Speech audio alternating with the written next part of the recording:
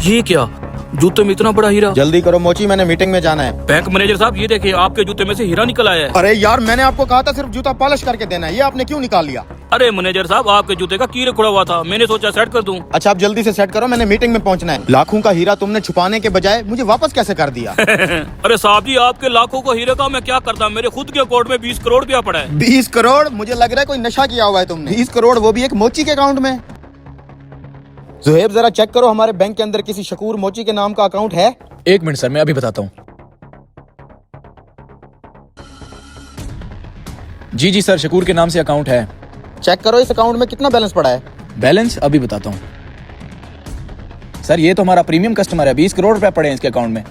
वाकई इनके अकाउंट में 20 करोड़ रुपया पड़ा हुआ है। अंकल अंकल अंकल अंकल, मेरी बात सुने, आपके 2 मिनट लगेंगे। अगर आप आज हमारे बैंक में आकर थोड़ी स्पीच दे दें तो हमें बहुत मोटिवेशन मिलेगी। Uncle ji thank you. ये ले पैसे। मिस्टर शकूर, आपका ही इंतजार कर रहे हैं। Welcome to our bank. बैठे शकूर साहब।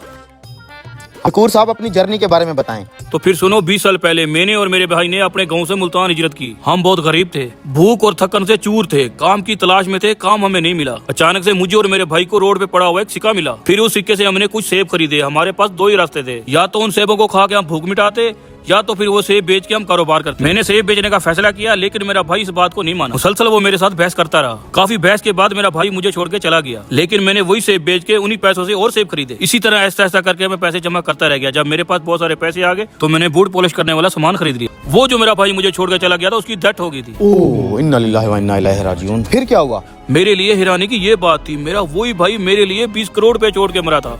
और उससे बड़ी हैरानी वाली ये बात है कि तुम सब बेवकूफों ने ये समझा मैंने मोची वाली दुकान से करोड़ों रुपया कमाया है।